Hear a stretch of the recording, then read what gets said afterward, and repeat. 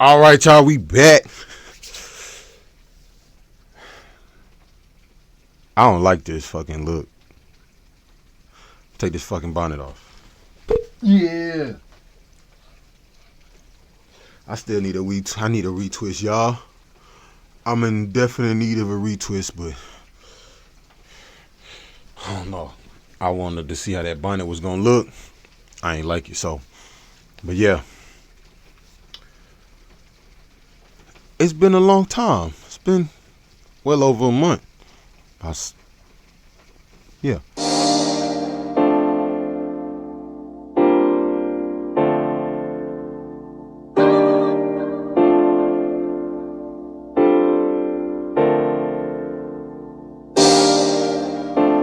Hey, Wood from the hood. Yeah. I saw her. Yeah. My mama told me stay out these streets because I'm gifted. We back. But nah, on a more serious note, yeah, we back, y'all. From the hood. Episode 8. And we are going to start this episode off with the NFL midseason review. Got to go ahead and let y'all know about my picks, though. You know, I don't think I dropped picks on the channel since week 3. So it's been about 6 weeks. Pick record wasn't too solid back then, but we done made some progress. So currently we are sitting at 76 and 62 for my picks record. So before we went 9-7 on picks. Week 5 we went 6-8, so I had a losing record. Week 6 we bounced back, also great, with a 12-2 picks record. Had I been going against a division foe, the Jaguars, and had I been not riding with the Saints, still at this point, I would have had a perfect week, 14-0. But hey, 12-2, week 6, week 7 kind of regressed, 8-7, but week 8 kind of got back on, a solid trajectory, 9-7. And then week 9, the most recent week, I went 10-5. Seems like I went from like, I think it was like 6 or 7 games under 500 to being 6 or 7 games above 500, and hopefully, we get some more weeks like week 6. I'm only, maybe incorrectly picking 2 or 3 teams. Like I said, as the season got later on, you could really kind of really pick and choose who's really going to win these games, because based off of how there is. But any given Sunday is always still an adage. So, like I say, 76 and 62 is our current pick record at midseason. At the conclusion of week 9. There are 8 games left. 8 weeks, 8 or not. Week 9, we go all the way to week 18. 9 weeks left in the season, but most teams have 8 games. A few got 9. It's coming into shape. So, big news here at midseason. We got some coaches that didn't make it to the end of the season. So far, we had, of course, Robert Saleh, who got fired, I think, back in week 4 or 5. The Jets were 2-3, and they fired him. It was a very abrupt, and it was sort of seen as a surprise move. He was kind of blindsided by the firing. Showed up to prepare for their next game that week against the Bills, and was escorted out. Was met with security and then escorted out. A lot of the players in that Jets locker room, especially on the defensive side of the ball, was not happy about that. Simply because they still was early in the season, and they felt like maybe they could hit a stride, mid-season moving forward. Um, yeah, but they didn't take kindly to their coach just being, abruptly fired in the middle of the season when a lot of the blame was kind of getting thrown towards the offense and the offensive struggles. Woes with the Jets having, this otherworldly MVP quarterback in Aaron Rodgers and this supposedly great offensive mind in Nathaniel Hackett, but yeah, it's crazy.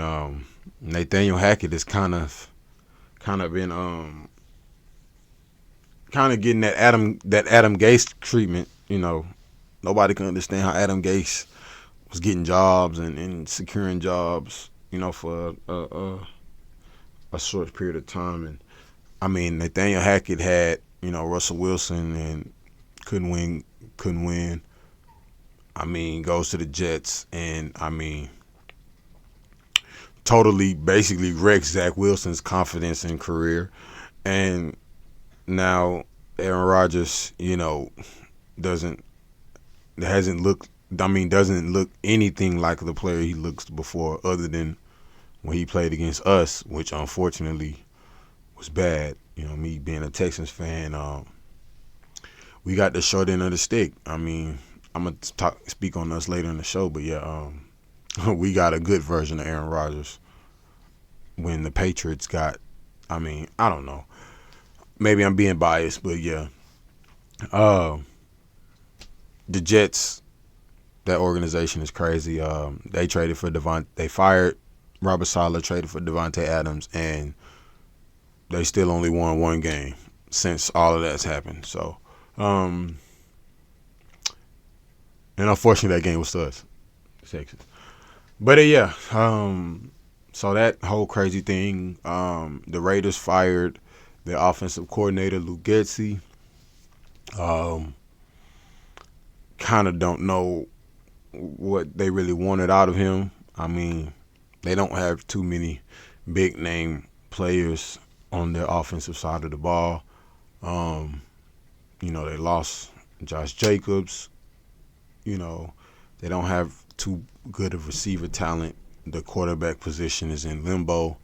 I guess the writing was going to be on the wall, and they fired their offensive coordinator. So, and then most recent news, Dennis Allen for the Saints. Dennis Allen has been relieved of his duties in New Orleans and no longer will be the head coach of the Saints. Their special teams coordinator took over for him, so he'll be coaching the upcoming matchup this week against, if I'm not mistaken, it's a division game. I can't solid to see. I guess he's interviewing for the position while also getting looks from other teams to see how he could run this ship. I mean, 7 straight losses. I mean, playoffs are kind of out of the possibly out of the mix. I mean, the NFC is kind of competitive. You got a lot of 3 and 4 lost teams that are vying for that are fighting for their positioning within the NFC playoff picture. So, I mean, having 7 losses already kind of puts you at a major disadvantage. Be interesting to see how they want to finish their season out. Same with the Jets. I mean, they were talking about how them beating us, them beating the Texans would, kind of open up some things. They got some winnable games, but I mean, they were the first team out of I think like over 700 teams to lose a game with the stats that they had against the Patriots. I mean, so it just seems like the Jets. How they say the added some teams find, like, an example, the Chiefs. The Chiefs, they don't have, the excellent quarterback play that they've had over the past, 5 years. But they're finding ways to win games. The Jets are finding ways to lose games, and that's that's crazy. But it's always a team or two every year that shoots themselves in the foot. So um,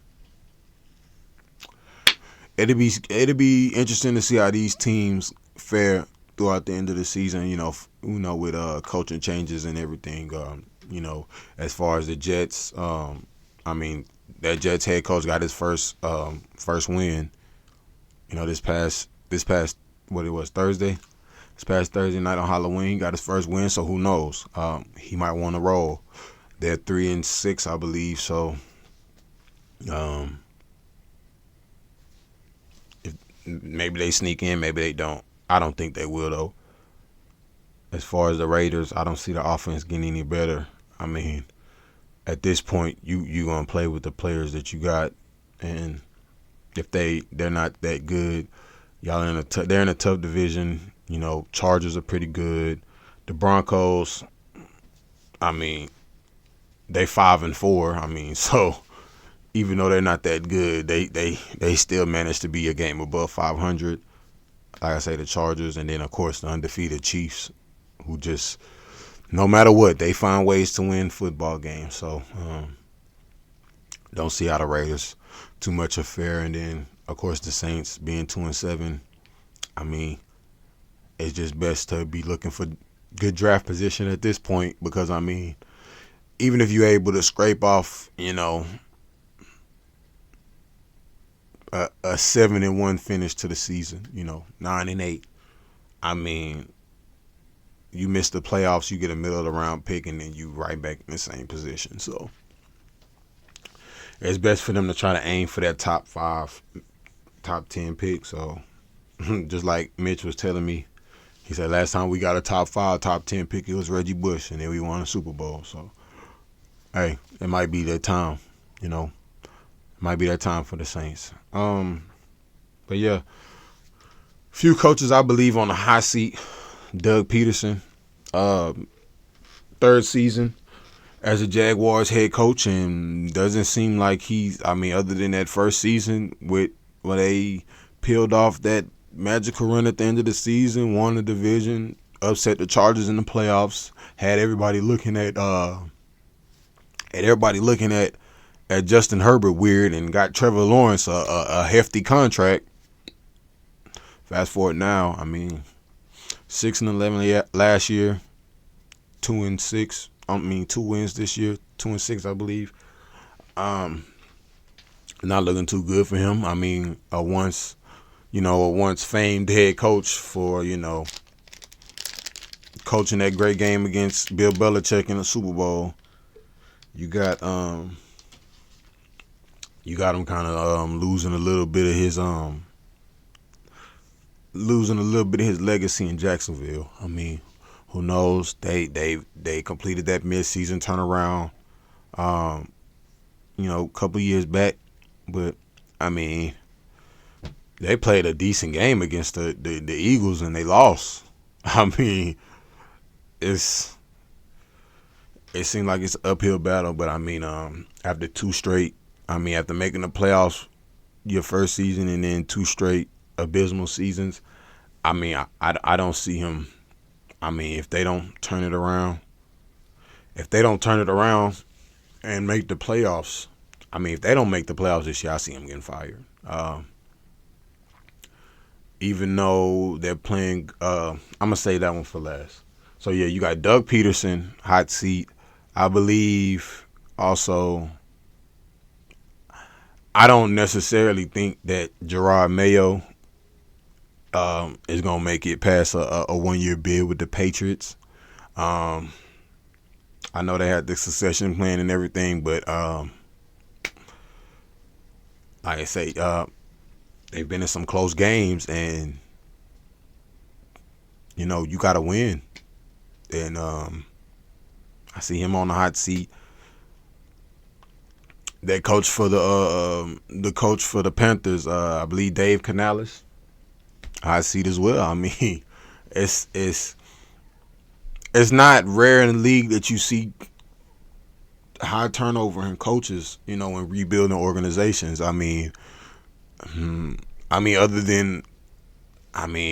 But progress. I mean, they usually progress. They usually don't go, okay, we're gonna win 3 games this year and then win 4 games this year, or win 3 games this year, win 5. That's usually not the production that they're seeing.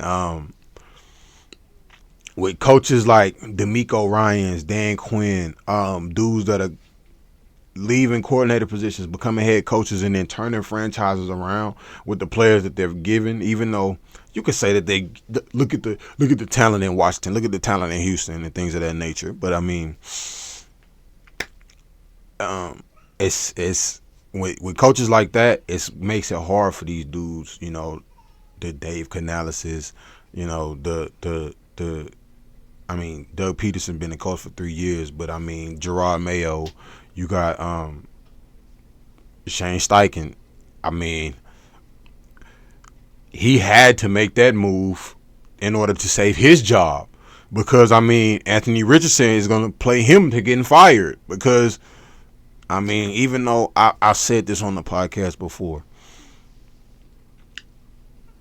the expectation for these early quarterbacks is higher than it's ever been, with dudes like, I mean, not only with just dudes like C.J. Stroud and the Joe Burrows and you know the high picks that are performing early, but the Brock Purdy's, you know, the Dak Prescott's. I mean, if you want to go back further, you know, these dudes that come in early and just hit the ground running, and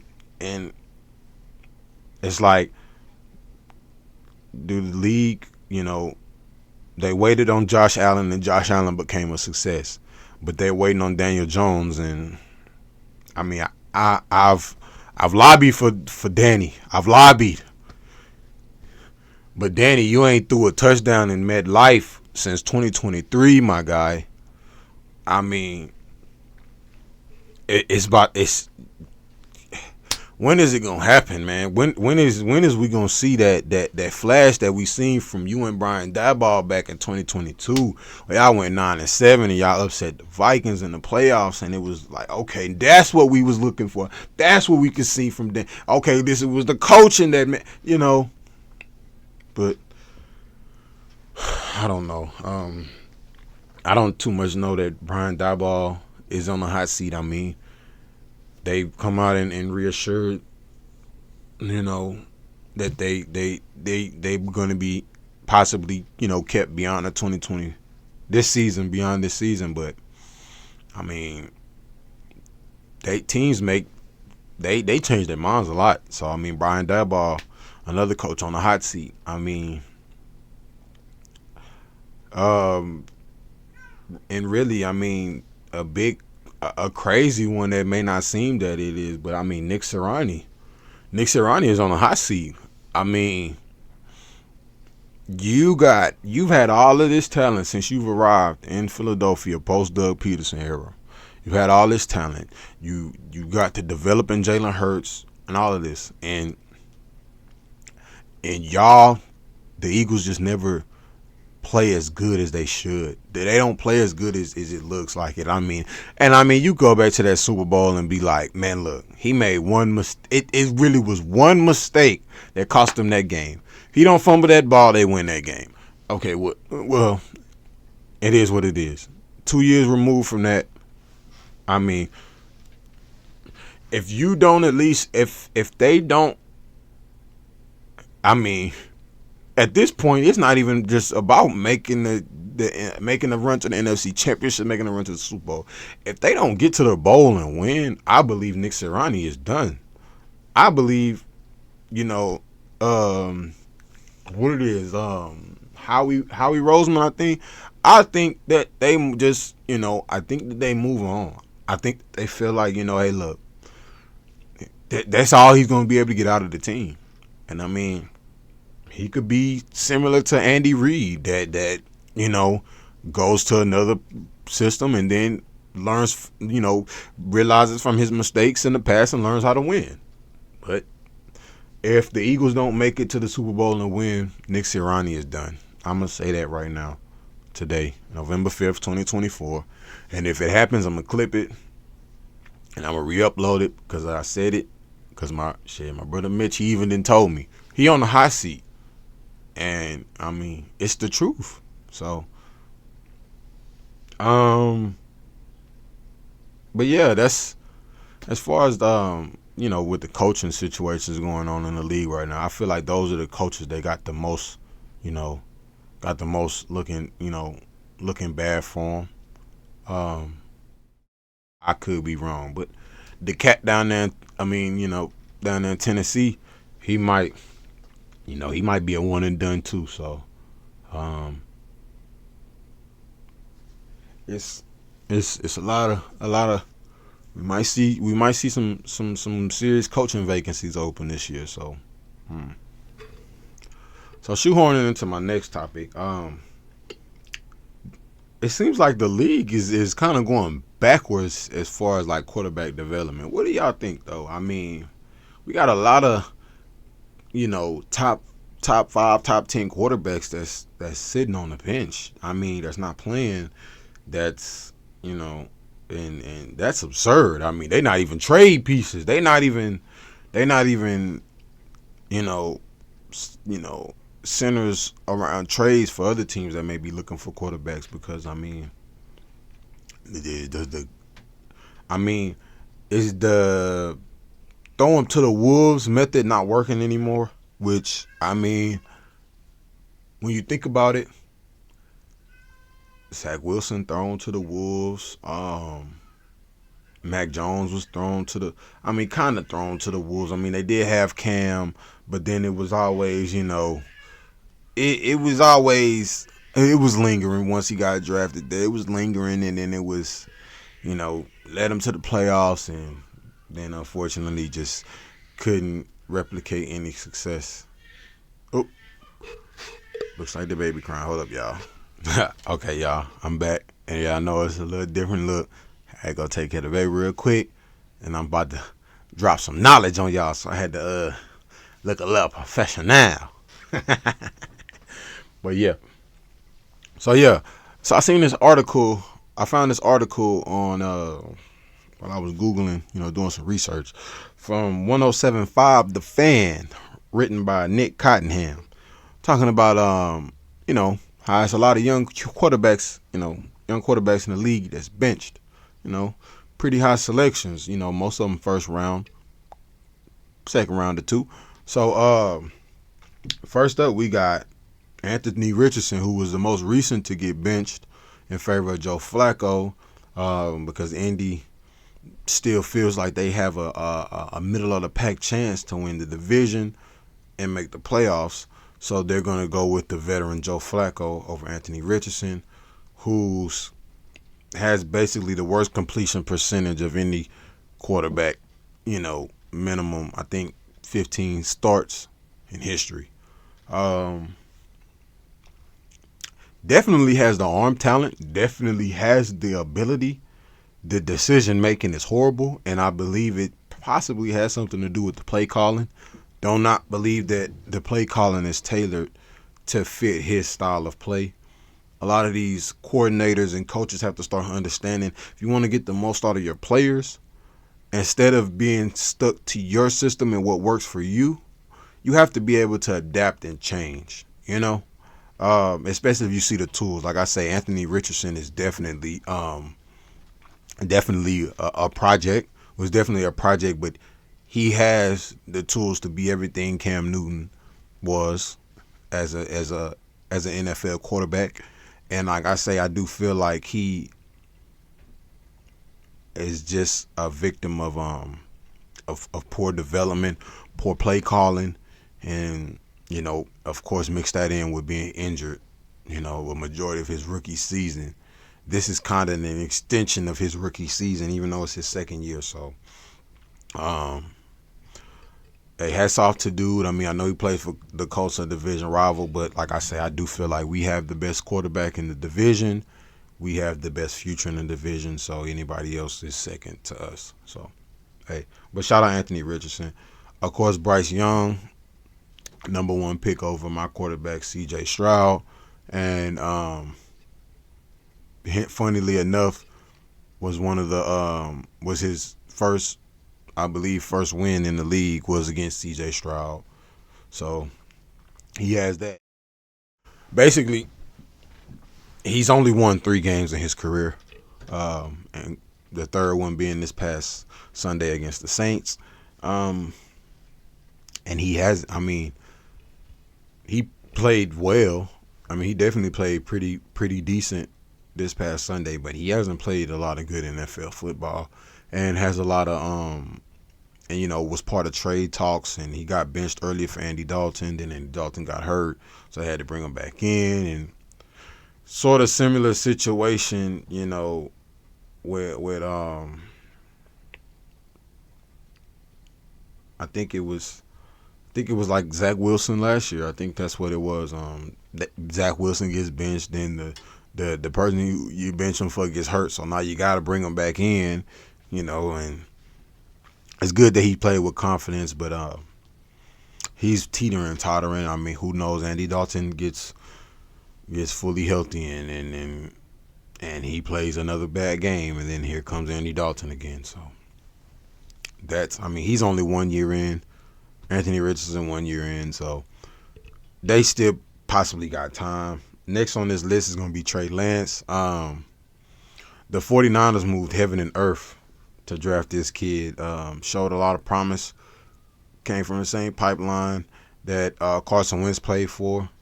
Came from North Dakota State University, and I guess they felt like they were getting a sort of player similar to Carson Wentz.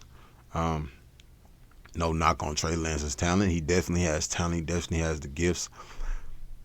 Just got injured. Injured early, and it's kind of hard. You don't get a solid rookie season under your belt to really know how everything works, know how everything goes. You 4 or 5 games in, season's over. It's pretty much not really too much, you could come back from, especially in his case where, he got hurt. Jimmy G goes down. And then next thing you know, Mr. Irrelevant becomes the franchise quarterback. So, his case was just kind of unfortunate, unlucky. He didn't really jump off of the screens when he did play. He showed, of course, like I said, he showed flashes, but obviously it wasn't enough for the 49ers to feel like it was a real battle between him and Purdy. Of course, they moved on from Garoppolo, and they traded him to Dallas. The only bright light about us talking about Trey Lance being on this list right now, and is that Dak Prescott is expected to miss a few weeks with his hamstring. Trey Lance should be Trey Lance time in Dallas, and we'll be able to really see if he was worth that number 3 overall selection. Like I say, 49ers moved heaven and earth to get up there to get him, and they got the quarterback that their future in that draft, but he wasn't too much close at the top as they predicted. He was all the way at the bottom. So interesting to see what Trey Lance is going to do with Dallas, and hopefully he could put a nice on fire under his name, and kind of, like I say, have a sort of Sam Darnold resurgence. So Justin Fields, kind of like the only name on here that was really like been like a solidified starter for the majority of his career, and looked pretty good end of last year and beginning of this year. Craziest thing about Justin Fields is that back in Ohio State, he was considered a great passer. He was athletic, and of course he can move and everything, but he was considered a great passer. It seems like as he's gotten the league, he's became not over reliant, but when it comes to Lamar Jackson is, I don't care what nobody says about him, he is a pure passer first. The fact that this man is gifted beyond other people's recollection when it comes to running the football and being shifty and fast and quick and everything is just otherworldly. But Lamar Jackson is a pure passer at quarterback. He's just blessed with the talent to, be able to have the escapability to run, and run the football and be durable. Um, Justin Fields is more or less like it seems like he's kind of a little over reliant on his running gifts, which hey, he's a great, I believe behind Lamar. I mean, it's Justin Fields when it comes to run a quarterback that's great at running the football, but he just has to get better as a passer, and I believe that's what ultimately factored into Mike Tomlin's situation when it came to, okay, Russ is healthy, we're gonna start Russ. I mean, yep, Justin got us to 4-2, but Russ is gonna expand our offense versus Justin, who's doing just enough for our defense to put us in positions to win the football game. So, just like I say, because that 4-2 could have easily been 5-1, but Dallas, was able to. I mean, Dallas was able to rip their defense off at the end of the game. So, yeah, Justin Fields. Hopefully, I mean, who knows how the Russ situation is gonna go, but I mean, Justin Fields is definitely a valuable option at quarterback at just 25 years old. I mean, this sky is really the limit. I mean, don't really see him as too injury prone. I just would like to see him develop more as a passer in the league and not being so heavily reliant on his running abilities. Will Levis seems like Will Levis is kind of gonna fall under kind of I think the person that's at the bottom of this list, but Will Levis seemed promising, but when you got D Hop and you got Calvin Ridley and you're a meme every week. I mean, Tony Pollard is just as good a running back as a lot of these starters in the league. I mean, he had a decent offensive supporting cast around him. Just couldn't find ways to get it done. I mean, don't want to sit up there and put Mason Rudolph on a high pedestal, but I mean, because they were playing against the Patriots, and the Patriots did, kind of catch them at the end of the game. But I mean, Mason Rudolph was able to win that football game. Will Levis turnovers looked like his decision making was real poor, and like I say, you kind of embarrassing your coach. Week after week with him trotting you out there and having faith in you. So, the sad part about this is the Titans chose him over Malik Willis, and I believe that Malik Willis, with his audition tape that he's put out this year with Green Bay, he's possibly going to get a job.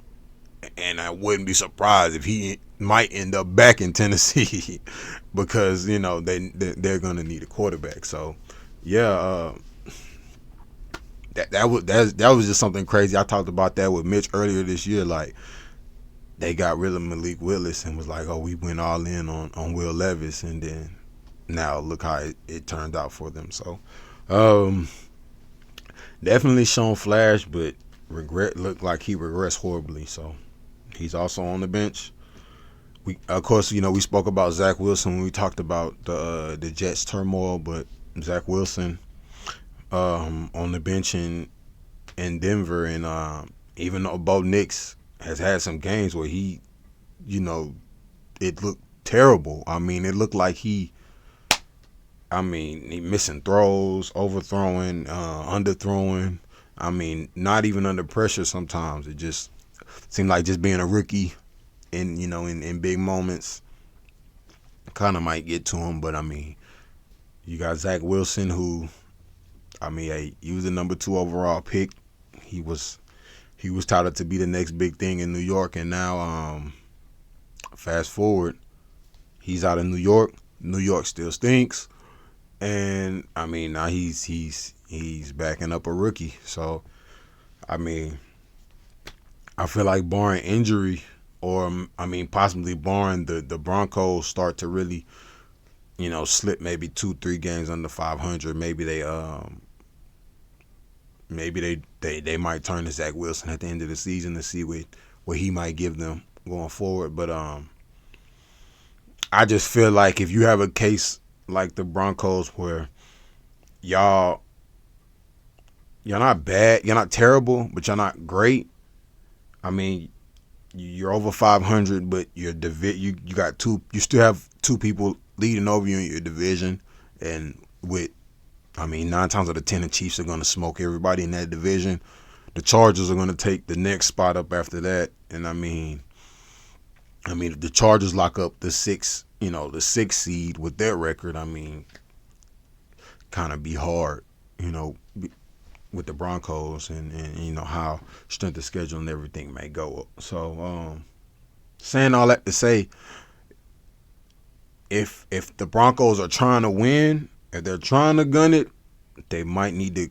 This might be the point, after that Ravens game to see. Okay, look, we might need to see what Zach Wilson could do with this offense, and if he can't do anything with it, throw your hands up, put Bo Nix back out there, and he's the future. But if you want to win, you might need to. They might need to have to see what Zach Wilson can do.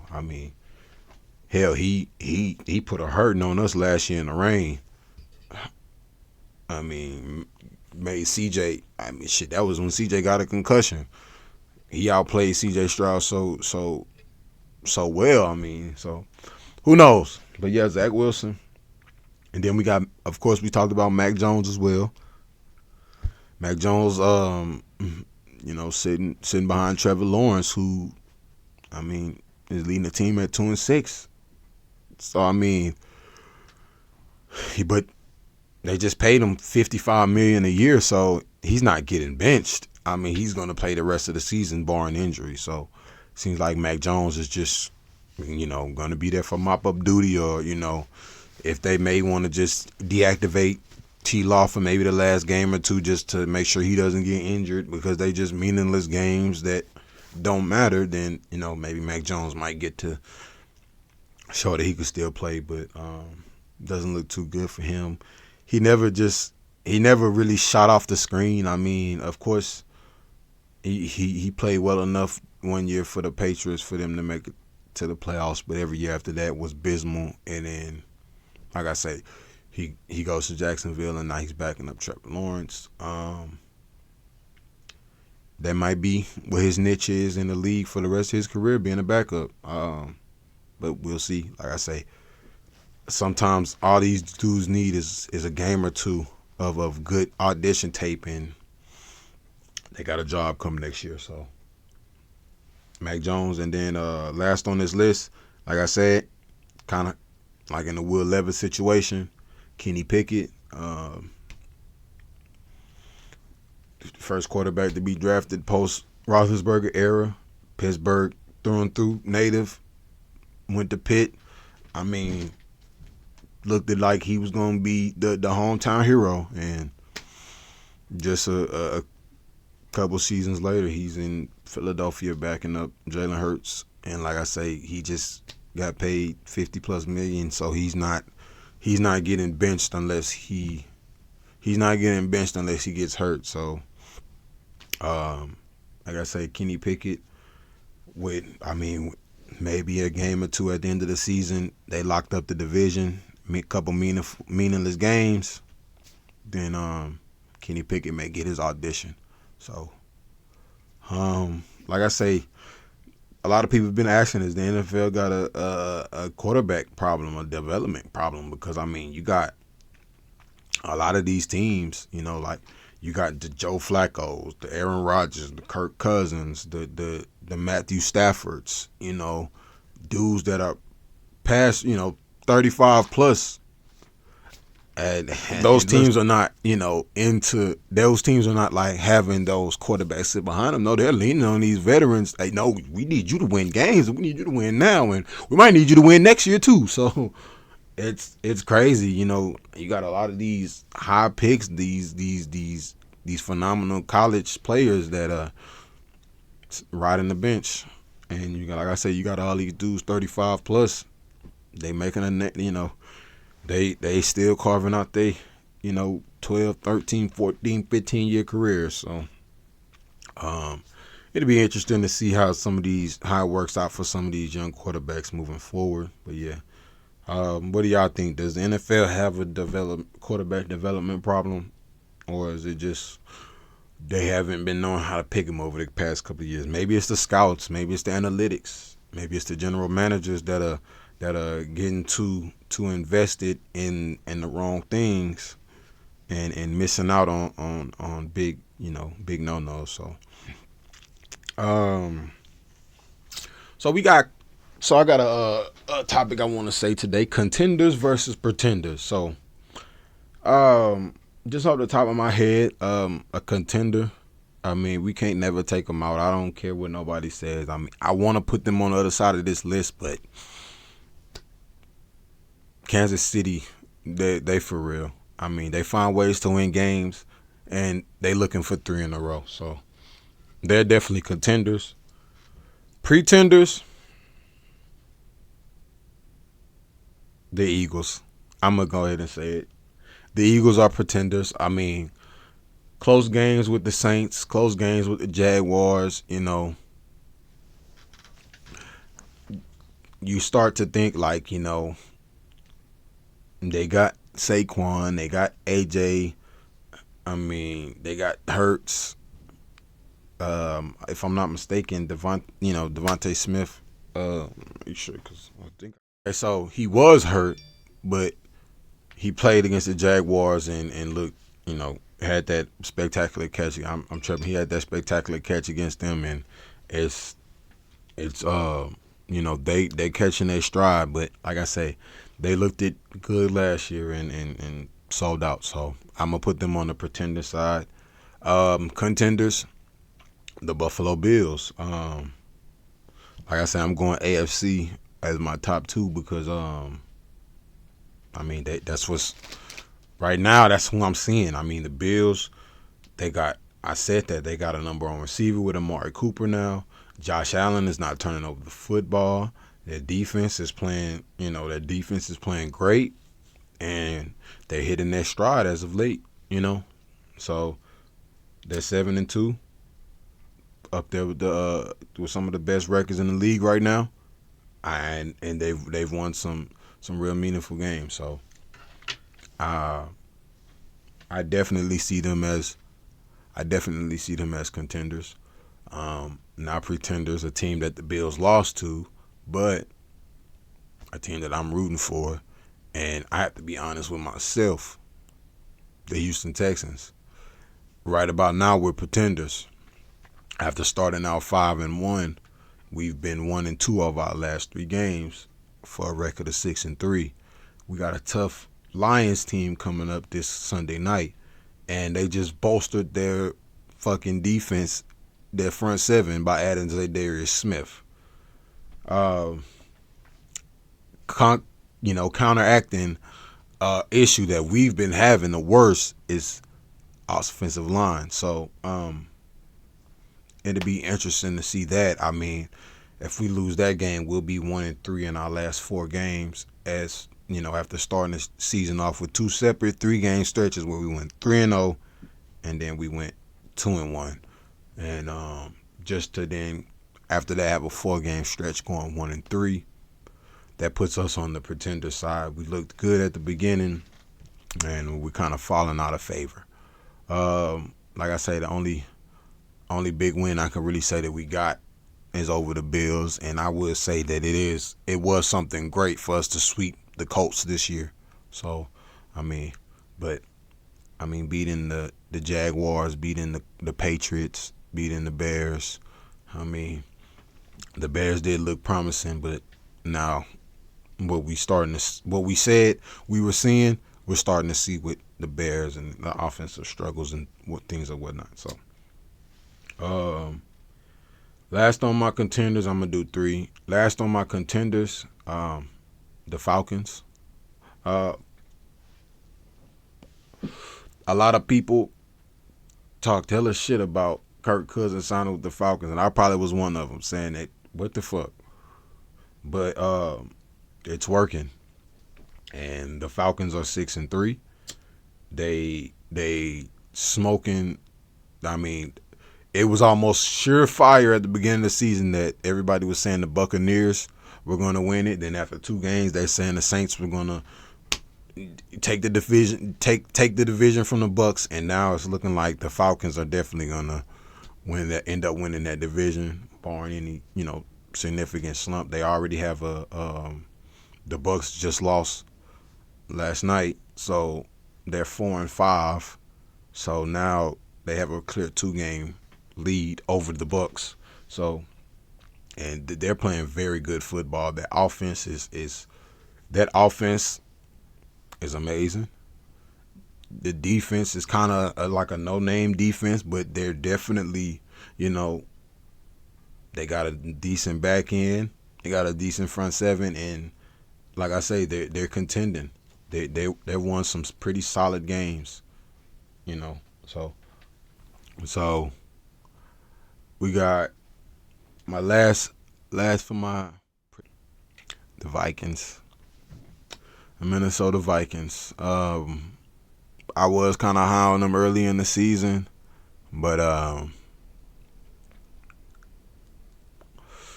it seems that they had a decent run in their schedule.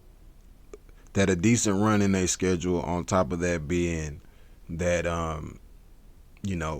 Sam Darnold was just playing exceptionally well, and I mean a lot of things were clicking for them early.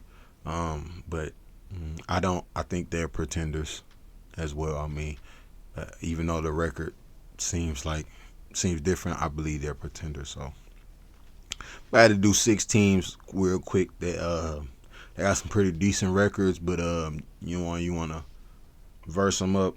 I think that's what it's looking like. You got at contenders right now. You got Chiefs, Bills, Falcons. So yeah, and then you got your pretenders. Like I said, Eagles, Texans, Vikings. I hate to put my Texans in that pretender section, but y'all got to show me something different, man. I mean, I would hate for us to play like this for the rest of the season and somehow, win our division just to get washed in the playoffs and sort of like how the Patriots did, with Mac Jones. And it just it seems like it's good because you made the playoffs, but then you just seem like you're still so far away. So, and that just funnels into my next, my last basically sports NFL topic for the day. My Texans, I mean, after starting off 5-1, even with the injuries to Joe Mixon, Nico Collins, started off 5-1 through the first 6 weeks, and then through the past 3 weeks, we're 1-2. I mean, lost to the Packers, beat the Colts, lost to the Jets. I mean, we lost to Aaron Rodgers teams, 2 out of 3 weeks, and that don't sit right with me. And the Green Bay game was close, and that was a great game.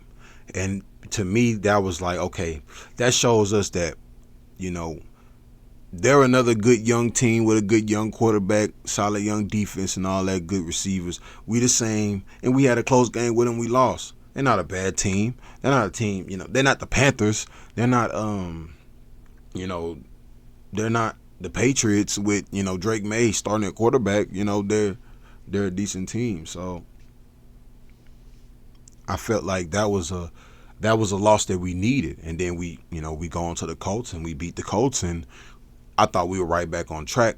I was saying this another trap game, just like the Patriots game was. Before we played the Packers, let's just win this game, and then we got Detroit, and that's it. That's an any time game.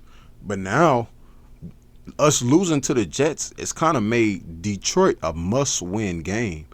And when I say that, it's not for like record's sake or like for division's sake or nothing. It's all the way. This game, this Sunday night in prime time, back-to-back prime time games. If we lose both of them, like I said, we're pretenders. and I'm honest with that. But if you tell me that we show up, we play Texans football, and we win that football game on Sunday night, and we go to 7-3, we're back to being contenders. We're back to being for real. And all you could say is that, and all we're going to say about that Jets game, all we're going to say about the Packers game, the Vikings games, is those were learning experiences. Learning experiences. Because we still have yet to lose 2 games in a row. And that's usually what hinders and hurts teams, is losing streaks. You know, it's better to win 2, lose 1. Win 3, lose 1. Win 1, lose 1. You know? But we've yet to lose back-to-back games, and I'm just really I'm really so focused on this game this Sunday night, because it's going to show, are we going to be a team to beat? Are we going to be a team that teams are going to, when they see us, oh, man, we got to play the Texans, or, oh, man, we got to play the Texans, man. It is the Texans. They the same Texans. I don't want nobody to look at us like we the Cowboys, like we all bark no bite. So our offensive line is terrible. Terrible. We went from having one of the better offensive lines last year, I mean, at least as far as like running the ball, to having like the worst, the most penalized offensive line, pre-snap penalties, holdings. I mean, blown assignments. CJ is getting killed back there, man.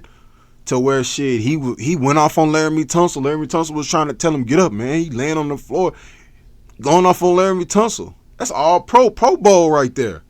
But it's frustrating. It's frustrating. Anybody who's played quarterback knows that that's frustrating, man. You keep getting hit, and then even when you're not under duress, it's like it's a mental thing. It's like, man, you feel like, I ain't never played. I played quarterback for probably a week of practice back in my 11th grade year, and I mean, shit, running the ball is easy at quarterback, but dropping back to throw the ball, yeah, that's a whole different thing. And you look goofy as hell if you don't know what the fuck you're doing. So, I mean, our offensive line, the trade deadline is today. And we had a few guys. We had a lineman from the Cowboys that played for the Cowboys. I think he most recently played for the Bengals. He came worked out for us. He was once a decent lineman for them. So, we got Dalton Schultz, and we made Dalton Schultz show out. So we might can get Leia Collins, and but all that to say is, our offensive line has to get better, and our fucking DBs have to get better. We don't need better DBs. We need our DBs to get better. Y'all have all the talent. Y'all have all the skill. Y'all have everything, all of the tools. Y'all have everything. Y'all just find yourselves out of position or in the wrong place at times. I know you guys are young, but this is the difference between us being contenders and being pretenders. Is that 4th down catch, by Devontae Adams. That touchdown catch by Garrett Wilson. That touchdown catch by Devontae Adams at the end of the game. That's all on the secondary. That has nothing to do with the front 7. All of the deep passes we've given up has been because of our secondary. We need to shore up on the back end. Supposedly we're getting Jeff Odika back. Hopefully that's some more depth that we need. But I don't know. Like I say, CJ's had a bad stretch of games over these past 3 games, and he's not playing his best football, and now he got people batting an eye at him, but it's not him. It's the offensive line. It's the offensive line. I mean, y'all run block good as hell, but y'all cannot stand up and give our quarterback time. We need that. So, I mean, if I had to end off talking about sports, I just want to end it off talking about my team and how, I got faith in us. I said it on this podcast first that we were going to be good, that we had some very good and winnable games early, and we 6-3 at the midway point of the season. Now, if we could finish these last 8 games 6-2, maybe 5-3. Well, that's 12-5. That's 11-6. That's better than that's an improvement upon last year, and that gets us our division win. That gets us into the playoffs, and who knows? It might lock us up a number 1 seed, depending on how things work out at the end of the season. Like I say, it's a whole lot of football left. So, Houston Texans, I'm riding with you. And y'all got a lot of us down here in Houston riding for y'all. So, tighten up, man. Protect CJ. Y'all DBs. Hey, y'all got all the talent in the world. I need y'all to show it over this back half of the season. So, it's election day. Who's everybody voting for? I'm like 50 Cent. I'm scared of politics, but I just wanted to highlight that it's election day. So the U.S. as we know it will change. Later on today, later on tonight, and we'll see how the next 4 years gonna be. So a lot to think about. Young Thug was released out of jail after pleading, guilty to a few charges. No contest to, I believe, violating the RICO Act. Got a 40-year sentence, 5 years prison. He was released on Halloween, time served, because he had served, I believe, a little more than half of that sentence. So he was released, time served. He's going to serve the next 15 years on probation. And if he chooses to violate any terms of that probation, he will be placed in prison in the state of Georgia for 20 years. So hopefully in 2039, hopefully we'll be celebrating Young Thug completing his probation and avoiding those 20 years. Hopefully he doesn't fall under that statistic of being, a black man that reoffends on probation and gets something back. It's a lot of injustice, in our justice system. Hopefully he could stay as clean and on straight and narrow as he can. And like I say, hey, 15 years from now, you'll still be, you ain't gonna be that old. You still late 40s. You still have enough time to enjoy your life, do whatever it is you're gonna do. You have all that money and success. Think about that. So, YFN Lucci, one of my favorite artists, top artists, he's scheduled to be released in January. He took a plea, he took a plea deal earlier this year. Originally, my boy had got 10 years. He had pleaded guilty. He had got 10 years because he for violating the little RICO Act. So he but they ended up, the prosecutors and everything ended up petitioning for him getting early release. He was sentenced to 10 years parole. On top of that prison sentence, he's most likely gonna come home in January so he can serve his parole. Same thing, like I said, for Young Thug.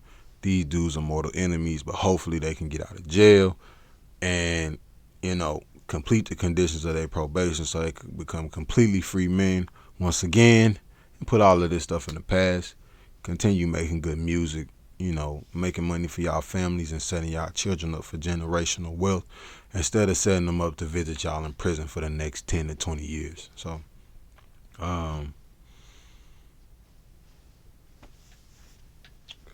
yeah, I'm in today off, just giving y'all a little update on what I've been going on because it had been a little minute since I recorded. I did upload a couple videos that I had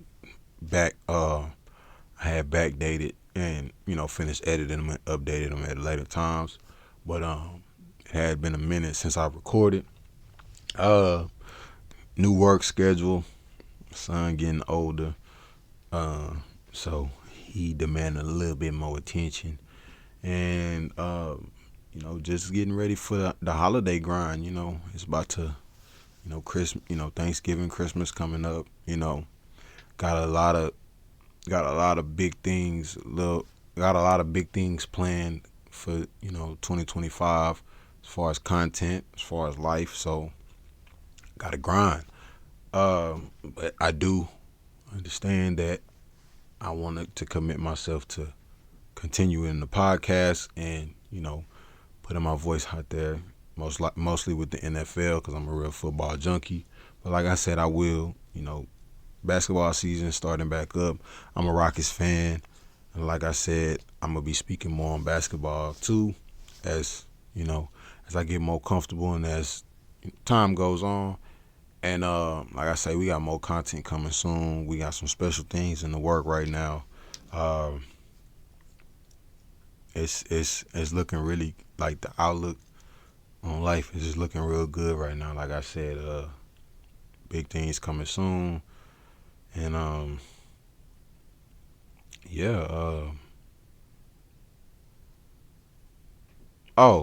fucking Astros lost in the first round.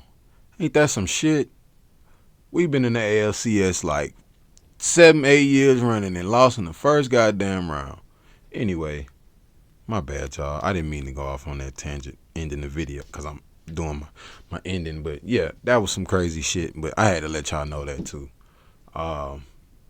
Fucking Dodgers won the World Series. Go figure. Shohei Ohtani. Congratulations, my dude. But yeah, got some glasses. Hair getting longer. Should be getting a retwist soon. And my son about to be 4 months old on Saturday.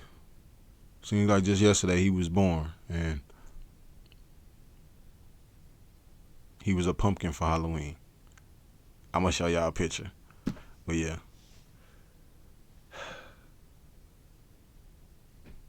I'm going to leave y'all with a quote straight out the dome today because I don't feel like finding nothing on Instagram. But shoot for the moon because even if you miss, you'll still land amongst the stars.